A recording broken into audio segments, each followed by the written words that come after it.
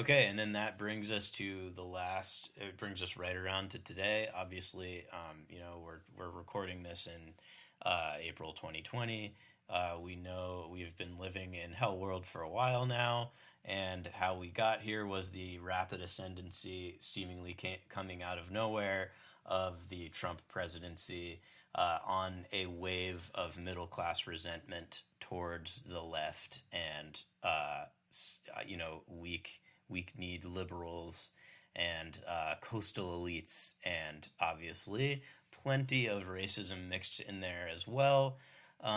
So a lot of people are wringing their hands about how if we let him get elected a second time, America is going to go full fash, right? And we're constantly bludgeoned with this by liberals when they try to convince us to vote for the Democratic nominee. They say, well, if you're not going to vote against Trump, then you're voting for fascism. Is Trump a fascist? We have to take this on. Are we doing one word answers? I'll say 1, 2, 3. No. I think he is in the same, not literally the same way, but in kind of the way we were just describing, like Japan and Italy, or not Japan and Islamic Islamofascism, and like there are definitely like overlapping things about him, but I think it's even less than that. But go ahead. No, sorry. Go ahead.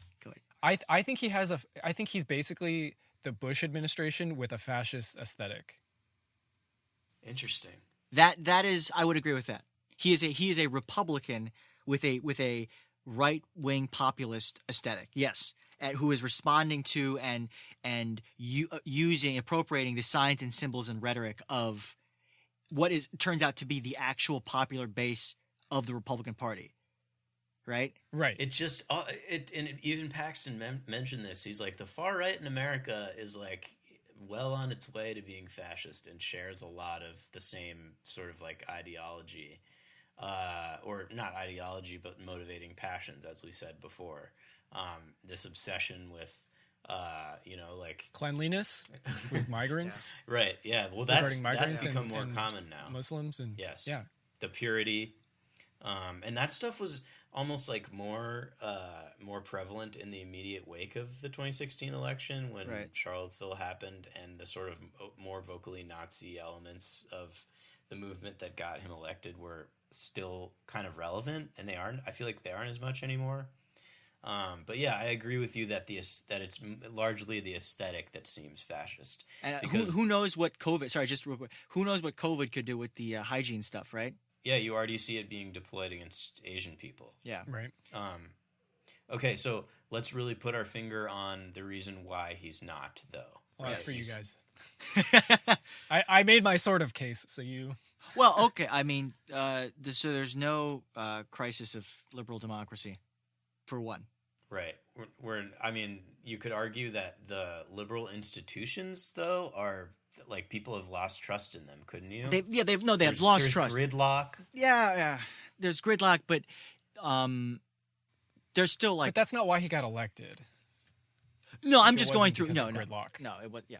Well, okay, then there's no left. First of all. True. Not a retaliation against They LARP that though. They do, yeah. They act like we're defending against the enemy, but right there's no left in America. There's no communist threat to mobilize against. Agreed. I mean, they would probably say it's China, and liberals would probably say it's Putin because they have no idea what they're talking about. But in reality, that's not the case. There's also like no uneasy relationship or tolerant relationship, like we mentioned, between capitalists and Trump's regime. Trump's regime is literally the capitalists, basically. Like, the Trump administration is literally the arm of the American neoliberal capitalist state. Right.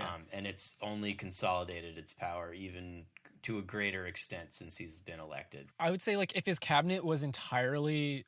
you take out Steve Mnuchin and you replace him with like 7 Steve Bannons, like then we could be talking about a coalition of fascists and conservatives. But let's let's give them a little bit of leeway here. These people who are screeching fascism, right? That it looked like it could go in that direction in the early days, right? When he had Steve Bannon as chief of staff, who is a fascist, and Stephen Miller as well, but he's still around. He still held on to Stephen Miller, but some of that conservatives weren't even sure what he was going to do necessarily. I don't think, and I think it's turned out a lot better for the capitalists than maybe they expected. Oh, and just going off my whole saying how he's similar to Bush too, like this COVID bailout is very similar to the bailout of the banks. Yep.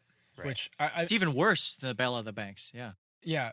It was like so close to the election of Obama. Who actually bailed out the banks? Was it Obama or was it Bush? I think Bush had a stimulus and Obama had the banks, or was it the other way around? Obama bailed out the banks. Yeah. Yeah.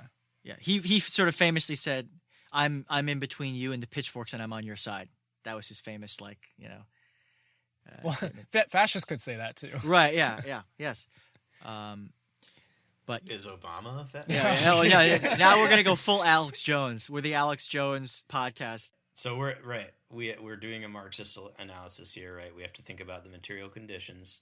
Trump is not a fascist. He represents purely the interests of a capitalist class that's successfully consolidated power. And he never really had an anti-capitalist rhetoric. It was this vague anti-elite rhetoric, but that elitism was usually coded in like cultural issues, not economic. I think he had some. I think he ran on it to a certain extent.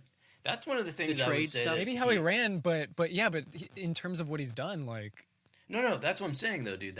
I actually think that is one of the more fascist aspects of the Trump administration is his utter lack of an ideology or like commitment to any singular project. Right, yeah. But I think the thing is like, I guess what I'm saying is his rhetoric cannot be anti-capitalist because the word capitalism is tied in with like American culture. If he openly said that he was anti-capitalist, it would be anti-American, and he can't do that. So it's like that whole like State of the Union, we will never be a socialist country thing.